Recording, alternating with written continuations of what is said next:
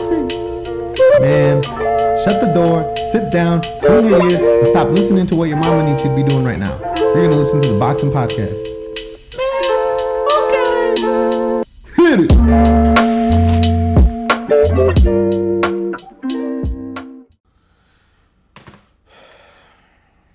Is it recording? Oh yeah, it's recording. Okay. We're going. We're live in the studio once again. I did not upload last week, and that is partially due to laziness, and a little bit of discouragement, and a little bit of my life is super fucking busy. But we're back, Boxn episode number 7. We're here to talk about the craziness that happened last week. God, I hate how I always start off by not looking into the camera. I just start by looking at my fucking laptop. Maybe because my laptop is the smartest thing close to me that I can have a conversation with, other than my girlfriend who's doing homework. But yeah, as we all know, Jake Paul and Ben Askren went at it. And honestly, we can't even say they went at it because it was, at the most, I believe, a 2-minute fight. And that fight was a tremendous performance by Jake Paul, silencing all of the MMA community and making any Ben Askren dick rider look like a fucking idiot. And anyone that bet money and made money off of that against a friend that was rooting for Ben Askren is probably rubbing it in their faces right now. Because Jake Paul being a YouTuber and only boxing for like 2 to 3 years, and to go against an Olympic athlete and defeat him in a boxing match after he's gone through multiple MMA leagues and became a champion, and not only a champion but a very dominant champion. It's crazy to think that a YouTuber can do that with only 3 to 2 years of experience in boxing. Now, I will say I'm not surprised because I knew from the get-go that Jake Paul was going to kick Ben Askren's ass. And one of the reasons being is because Ben Askren just does not know how to fight with his hands. His stand-up game is terrible. If you watched him do mitts with Freddie Roach, and not only that, but he was working with Gabriel Rosado. Gabriel Rosado was giving him advice like he was going to fucking change his life. Gabriel Rosado, you're not going to change anyone's life because you haven't even changed your life. Yes, you've had some really good fights. Yes, you're a cool person. But I feel like, I'm not even going to roast Gabriel Rosado. I just think he shouldn't have been training with Gabriel. We all know Gabriel has terrible defense. We've seen that against Gennady Golovkin. And I know Gennady Golovkin's a killer, but goddamn, Gennady Golovkin has never made anyone bleed as much as he's made Gabriel Rosado bleed. And that fight was fucking terrible. So he was giving advice to Askren. Now, in my mind, I'm just like, Askren, get the fuck out of there. Your training was a trainer who is at the end of his life and has fucking Parkinson's disease and is can barely train anymore. I mean, I'm sure Freddie's probably like stoned off his ass because he needs to take so much fucking, I don't know, like what's like that wax pen? He has to take so much wax so he can calm himself down from trembling so much. And then you got Gabriel Rosado trying to teach you a lesson about boxing. That already was the beginning of your downfall, Ben. But oh my God, I knew it was going to be a quick fight, so I wasn't even surprised when it ended in the first round. And I think what does surprise, I'm not surprised that it ended so early, but I'm surprised at how it ended. It was a 1-2. Like, if there was one thing that Ben Askren you would think he could evade, is a 1-2. The 1-2 is a combination that's both thrown a lot in boxing and the UFC. So you would think after so many years of being someone with terrible stand-up game, and you have people like Robbie Lawler and fucking I guess you can't even say what's his name? Oh my God, what's his name? Jorge Masvidal. Yeah, you can't even say he fought Masvidal.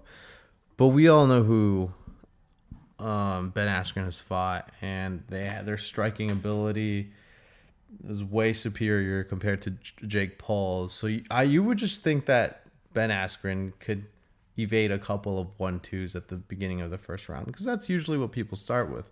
They'll start with their 1-2, and if their 1-2 can't do it, they'll go and try to get more crafty with how they're going to land their punches. But no, he couldn't even stand to that. So, I got fucking flatlined in the first round. I thought the referee was going to let it go on just because, I mean, come on. If we waited through so many concerts or performances of random ass, oh my God, I can't wait to get into how trashy this Triller event was. But we went through so many performances. We waited so long to see who would win in the fight. And after the first knockdown, Ben Askren got up, and you would think the ref would let it go on so we could at least get our money's worth for a, cold ass knockout. But he didn't. The old man let it go on, and that's very typical of an old referee. They're very old school, and they're always worried about their fighters, and they just want to stop it right away. So that's what happened. And at the end of the fight, I was expecting, like last time Jake Paul knocked out Nate Robinson, right after the knockdown, he was like super humble about it. He walks over to tell Nate Robinson, hey, I'm sorry, you did a good job, you're a great person, blah, blah, blah, squashes the beef. You didn't see that this time. Honestly, I don't even think the cameras there wasn't even a moment where they both could have done that, because Jake Paul was celebrating with all of his friends, and Ben Askren got the fuck out of there. And I don't know, I kind of wanted to see that, because, I mean, they both kind of seemed like they liked each other, but afterwards in the post-fight conference, I know they had asked Ben Askren about Jake Paul, and all he said was, fuck Jake Paul, I don't want to hear about him, I don't want to talk about him, that's game. And he fucking got up and left. Like, that's when he ended the interview. So it's like, we all thought Ben Askren wasn't going to have any hard feelings towards Jake Paul, but he did. And he looked very agitated. I mean, I know he was happy and probably laughing all the way to the bank, but no. So, yeah, crazy. I don't know. I can't really gauge Jake Paul's boxing ability based off of that fight. I just can't. I mean, how could you? There's just that fight barely lasted, and we all saw what we expected. But you know what's crazy is I always get this feeling where when I for sure know who's going to win, and I've, throughout fight week, I've been on YouTube watching clips, and I go into the comment sections, and I see people coming at the guy that I know is going to win, and they're so sure of themselves. They're the fucking boxing expert. They're telling you exactly what's going to happen and why, and they're so fucking sure of themselves. They're like the boxing intellects for like a whole week, right? And they're calling you stupid because you think the other guy's going to win. I always get this feeling of just, writing down the name, writing down the video link, and then after the fight and my fighter wins, going back to each fucking link in every comment and saying, I fucking told you so, you fucking idiot. I want to do that all the time, but I always think about it, and I probably would do it, but I just never write down the URLs. But I know I've done it a couple of times, and it feels so great. Because you know why? They never fucking reply. They never reply. They dip the fuck out. They're like, no. And that happened to me once. One time, I fucking thought that I had, in my mind, I was like, oh, when the Pacquiao and Mayweather fight, I was on Pacquiao's balls for like the whole week prior to the fight in the comment section on YouTube. I was telling every Mayweather fucking dick rider that Pacquiao was going to win. But, obviously that didn't happen, and I had people commenting on my shit. I did not reply. I was like, there's no way to defend myself. He lost, and that was game. But no, that fight was, I don't know. I'd like to see who Jake Paul fights next. I really would. I think he did a great job picking Ben Askren because obviously he sucks at boxing, and really he's just a wrestler, man. That's the only thing that Ben Askren really had on anybody in the UFC. He was like the Khabib of the UFC, but without the choking, without the submissions. He more just really knew how to maul you and keep you down, but none of that choking. You know, he had none of that jujitsu strangling game. He more had just the take you down, maul you up, and ragdoll you. But yeah, I mean, I'd like to see who Jake Paul fights next. I know this is probably not the next fight, but I did hear talks about him eventually fighting his brother, and I think that'd be great. I think Logan Paul kicks Jake Paul's ass in that fight. I've seen Logan box on a couple of clips on YouTube, and he is fucking amazing. He's really good.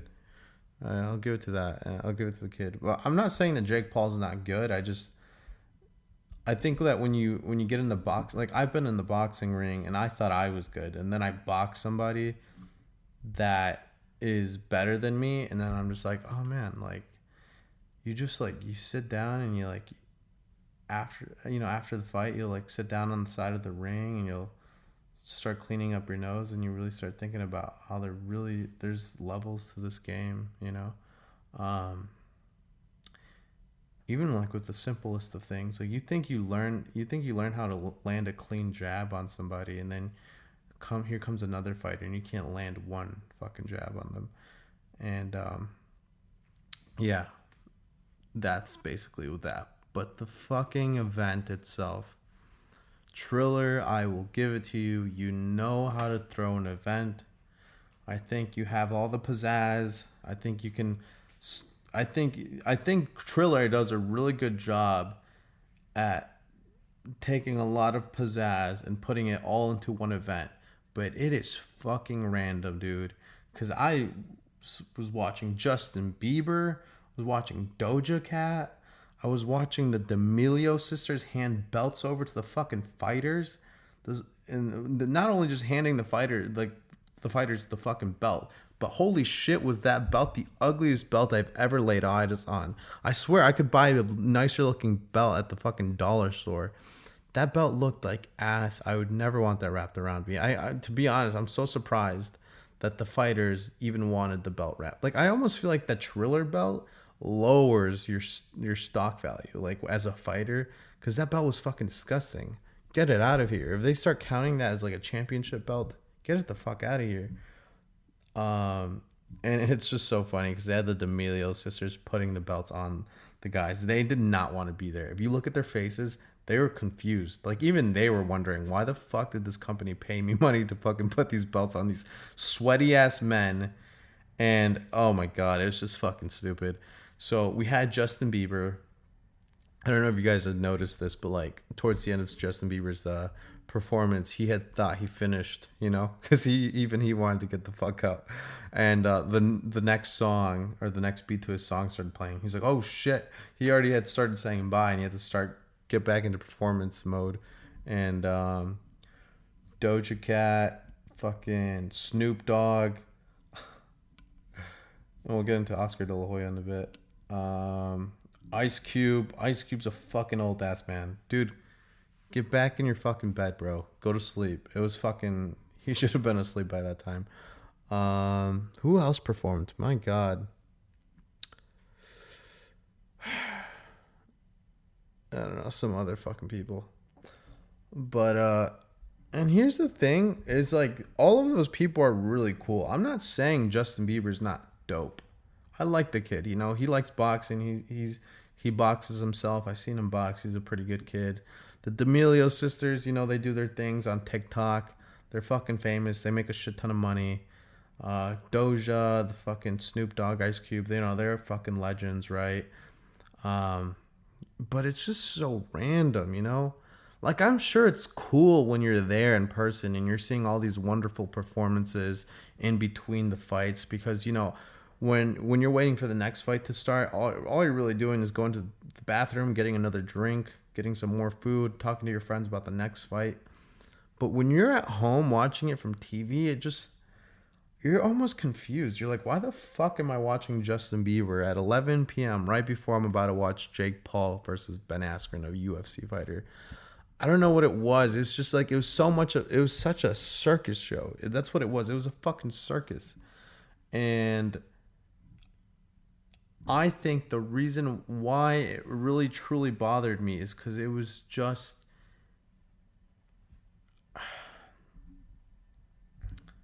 It just made the sport look trashy, you know?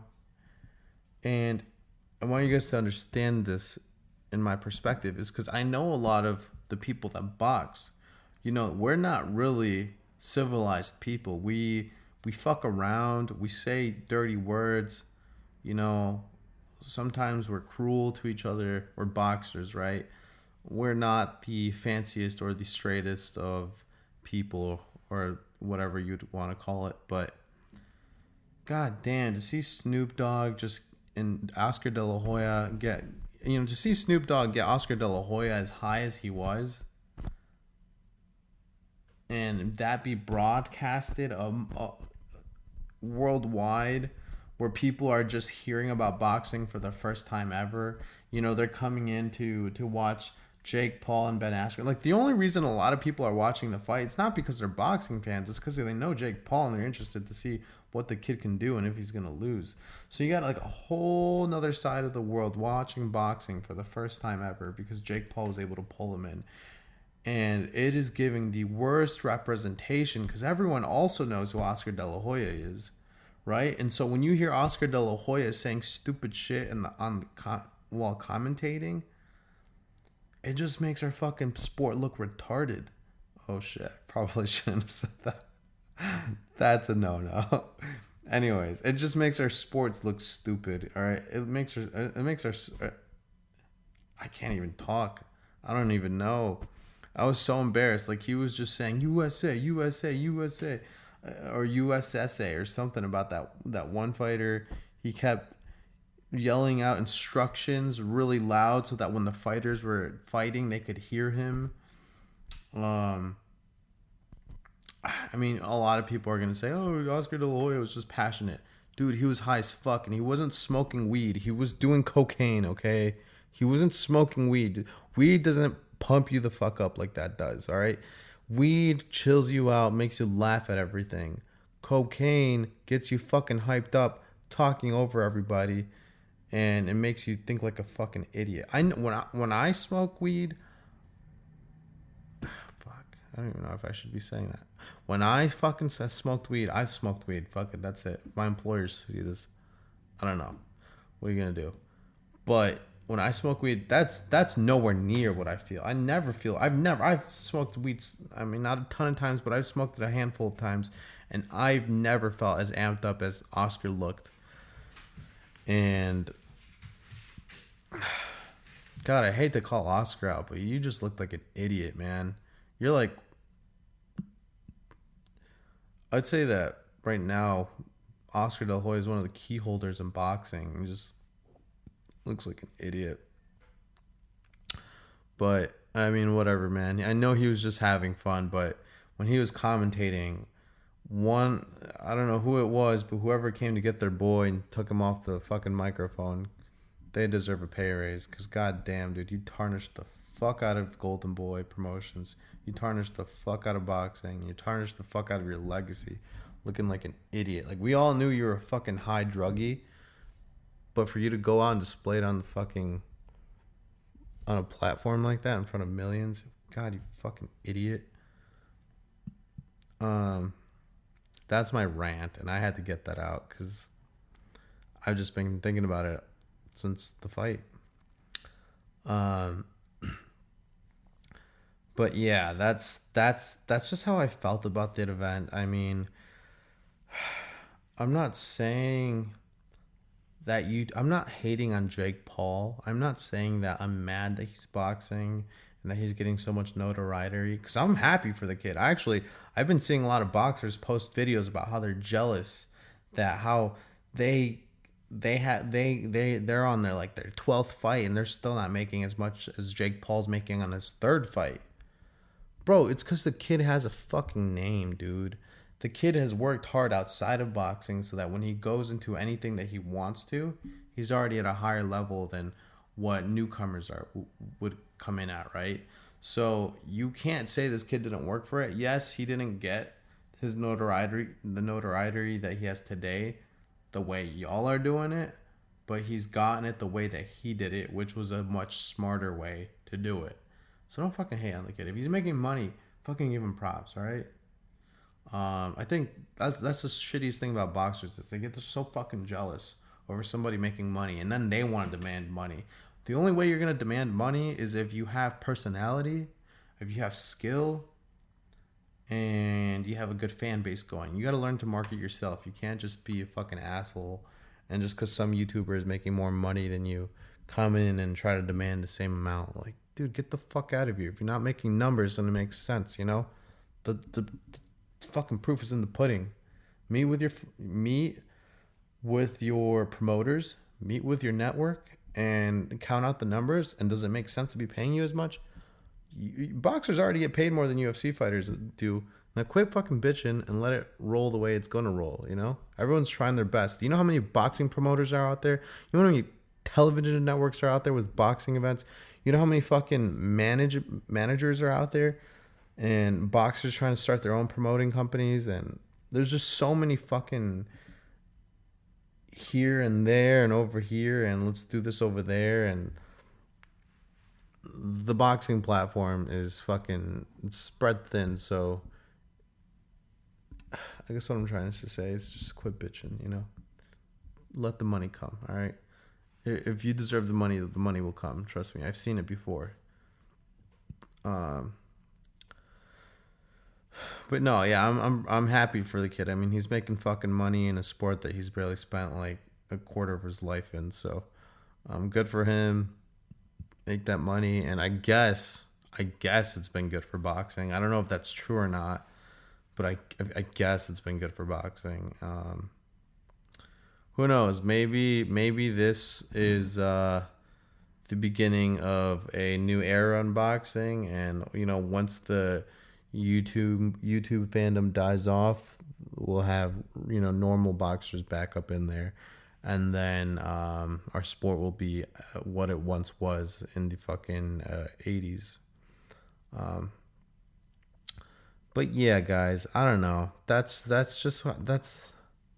there's so much going on.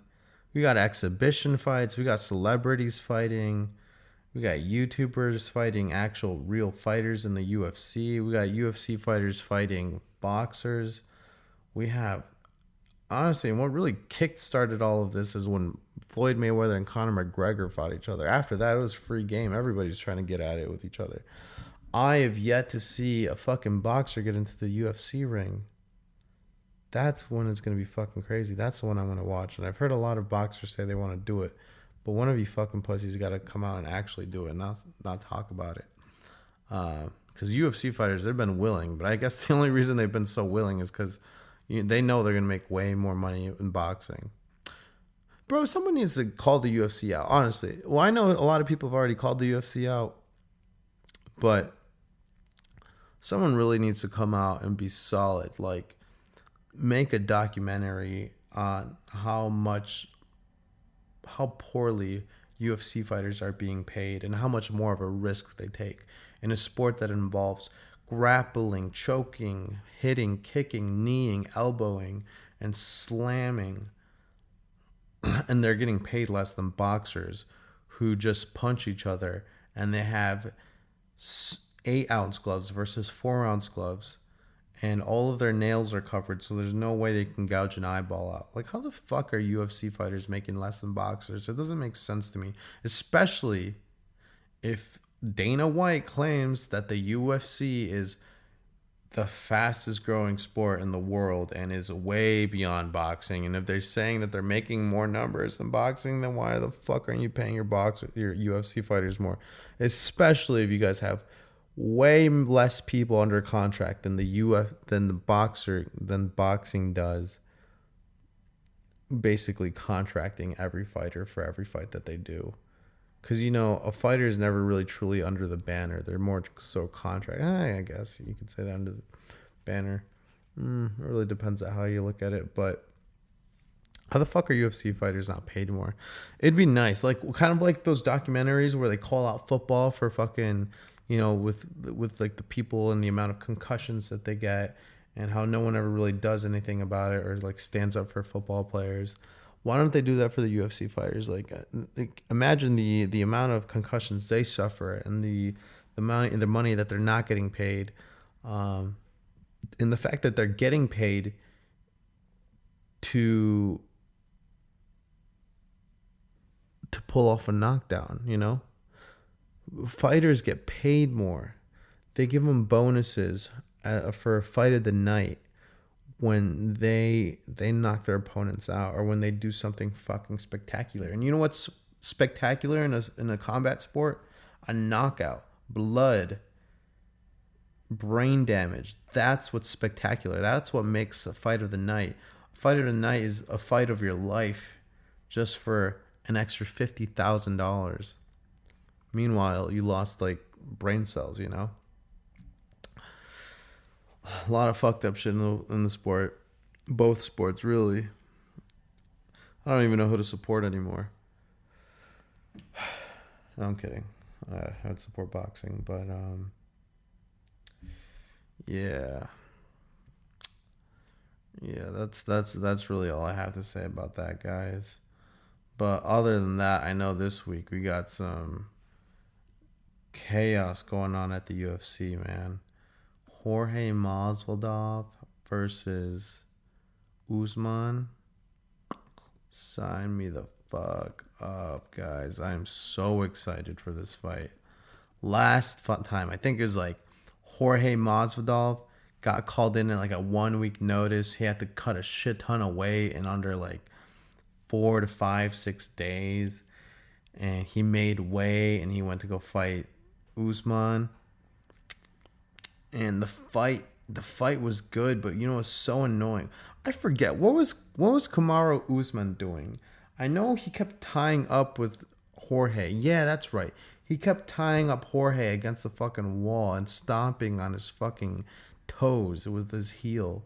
He got just stomping on him, and it was almost like he was too afraid to let Jorge do what he does when he kept taking him down. That's what he kept doing. He kept taking him down. Now I remember. He kept taking Jorge down, just wrestling him. And not only that, he wasn't just taking him down, but he was just... Well, actually, that was it. That's the thing. And that was it. He was just taking him down and keeping him there. It's not like he wasn't even pounding his face in. He wasn't trying to choke him out. He wasn't, slipping in those little elbows. He was straight just holding him down. And he was fearing for his life. Because he knows that if Masvidal is on his feet and he's ready to fucking fight you and he can fight you standing up, you're fucked. Masvidal is a fucking gangster, dude. Oh shit, Masvidal has how many losses? I had no idea Masvidal had that many losses. That's so funny. I don't care. I fucking love that dude. He's fucking dope. I'm voting for Jorge Masvidal, and I think that with a full training camp, granted he's not fucking injured, he's gonna whoop Kamaru Usman. I don't care how tall or lengthy Kamaru Usman is. Jorge Masvidal gets in no matter what. He's like Mike Tyson, dude. He doesn't care about strategy. He doesn't care about timing. He just wants to hit the opponent. He just goes forward and tries to knock a motherfucker out. That's all he cares about. And that's what I'm excited to watch. Because this motherfucker's been on a run. KO'd Darren Till. KO'd Ben Askren. KO'd Nate Diaz. And then in 2020, he goes to fight Kamaru Usman. Kamaru only won by decision because he was able to keep Jorge down on his back for half the fucking fight. Hopefully, Jorge is trained to defend against Kamaru's fucking takedowns and his little fucking heel stomps, little bitch heel stomps.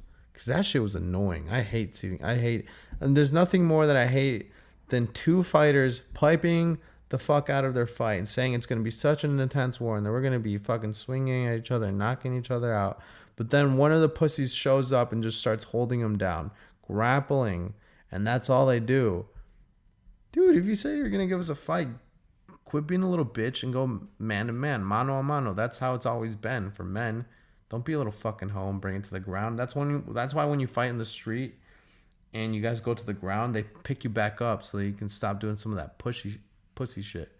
I mean, fight like a fucking man, dude. God, man, there's so much steam behind these words today. I don't know. Guys, just everything is just so annoying. Kamaru, I challenge you to fucking not take Jorge down to the ground. I bet you get your ass knocked the fuck out. And the only reason he is taking him down is because he knows he'll get knocked the fuck out. So I'm excited for that fight. You can bet your ass I'm going to put some fucking money on it, and I'm going to put my money on Jorge because I think he's going to fucking win. He gets a full-ass camp, doesn't have to cut all that weight in under 4 days. I think he'll fucking do it. How old are these guys? Jesus Christ. Kamaru Usman, how old is he? Jorge's 36. Kamaru's 33. God damn. By 36, you're out of the boxing game. Why is it that at the UFC, fighters kind of age at a slower pace? 36, that's about like the end of your boxing career. Yeah, that's interesting. Yeah, I can't wait to watch that fight, guys. I'm excited. Let's see. Let's do a little boxing research, hey? So,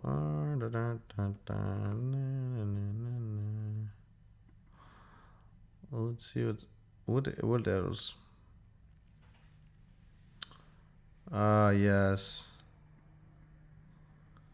Yes. Let's talk about. Let's talk about Prograis and Ivan Redkach. That fight was fucking hilarious. Ended in a TKO because Redkach. So they got into a little exchange, and during the exchange, Prograis fucking hit Redkach on the right side with it was like a right hook, but it was a right hook that didn't even land on the side of his stomach. And it's as clear as daylight when you watch the replay that punch didn't even land on the side of the stomach. But guess what Redkach does? He folds over and he claims that it was a fucking nut shot. And it wasn't a nut shot. And what's hilarious is that Redkach is on the ground bitching and crying about how his fucking balls hurt. But all while he's doing that on the televisions up in the sky that they have at every boxing event ever, they have the replay in slow motion showing that the punch didn't even land on the side of his stomach. And so basically what you have here is a clown acting because he knows he lost the fight. And that was just hilarious to watch. But congrats to Prograis. However, I just feel after that performance, I just don't see how he can. I don't see how he can really defend or fight Ryan Garcia, Teofimo Lopez, Gervonta Davis, and come out victorious. This guy talks a lot of shit, but he claims to be the best even after losing a fight to who did he lose a fight to? God damn it. He just fought somebody recently. Was it Luke Campbell? Man, we're about to find out. Bless you. We're about to find out who Prograis lost to. He lost to Josh Taylor. I guess that makes sense. Josh Taylor is pretty good. Can't really take much away from him. But still, he claims to be really fucking good. And he's always saying, I'm going to take Gervonta Davis out. He ain't nothing. He's a child, blah, blah, blah. Dog, after that performance, I don't know how you're at the top, really. I mean, I'm over here calling out too many people in one podcast. Hey, what have you done in the sport of boxing? Chill the fuck out. All I'm saying is that you're not as good as you say you are, and I don't see you beating Gervonta Davis at all, or anyone for that matter. But he got the win. He got to meet the D'Amelio sisters. He got to be a part of a circus, so good for him. But that fake nut shot that Ivan Redkach acted out, god damn, dude. Actor of the year. Give him an Oscar. Just don't give him a belt.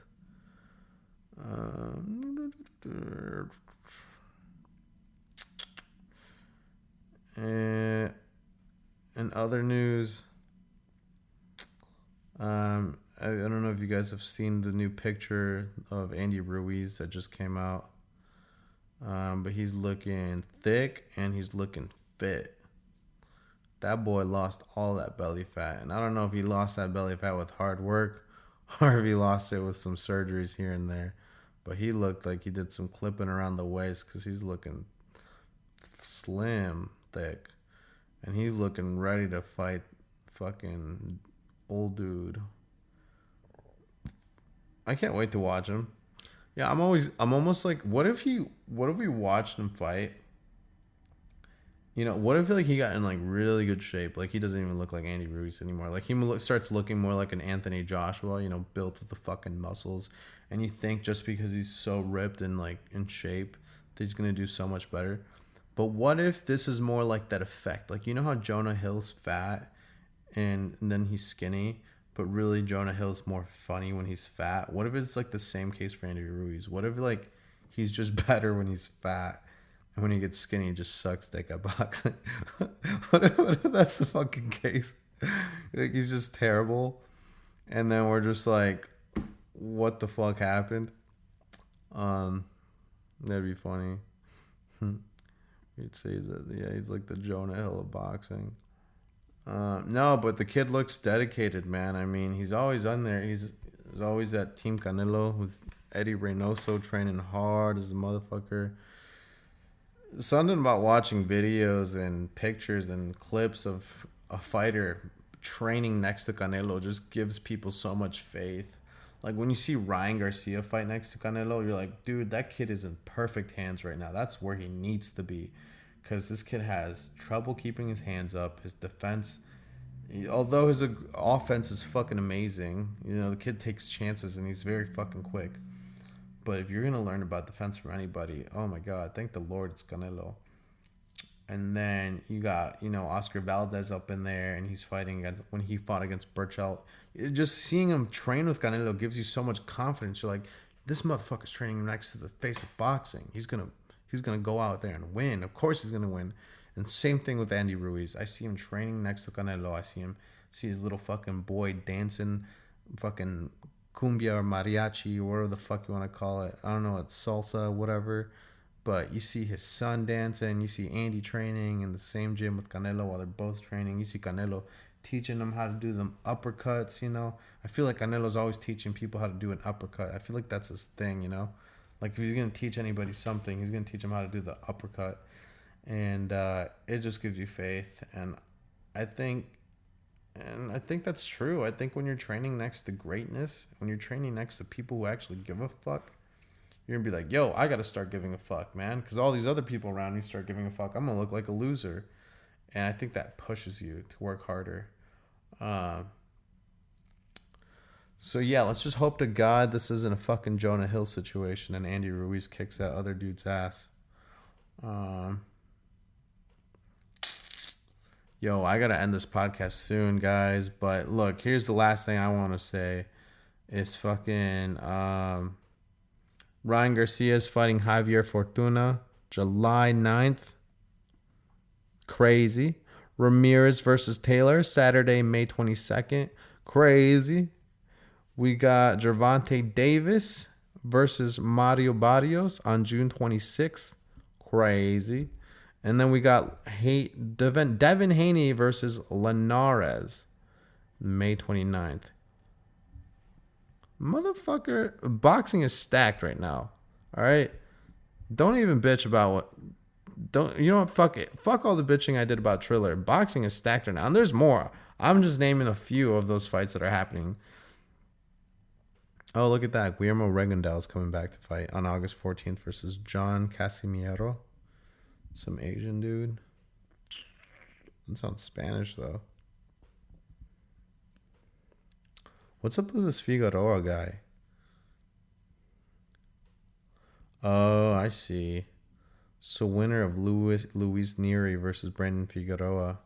I feel like Brandon Figueroa has so much star potential. This guy looks like fucking... Did Elvis have blue eyes? Sid, did Elvis have blue eyes? I think so. Brandon Figueroa looks like Elvis. A pretty boy who can box. He's probably the sexiest boxer in boxing right now. He looks like Elvis. I don't know how that kid's not any more famous than he is, but he hits like a fucking bitch. I'm sorry. Every time I watch him fight, you wish he'd hit harder because, that would just him so much. The kid's good looking, though. If he does good against Luis Neri, hopefully he catches on a little more because I think a part of being you guys are gonna hate me for saying this, but I feel like a part of being like a really good boxer is you gotta have the looks, especially nowadays. But yeah, guys, that is all. Sorry for not dropping an episode last week. You're gonna see us back.